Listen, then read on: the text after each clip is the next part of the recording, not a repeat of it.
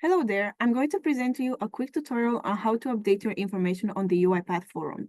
From the forum homepage, forum.uipath.com, if you go to My Activity here, it redirects you to your profile.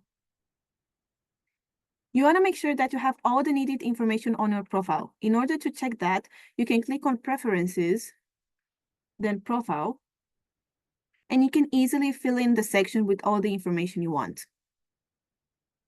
Another very important step is adding your activities, and I'm going to show you how to do that.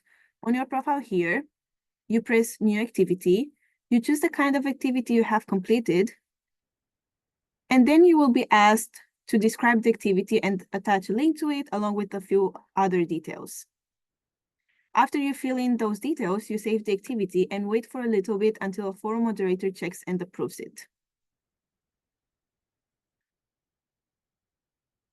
To see the activities you have posted so far, you can go back to your profile and you can check the activity section right here. Also, in order to check your engagement with the forum, you can press here on Summary and you can see all the stats and community activities that you have done. Hope you found this tutorial helpful. Thanks for watching.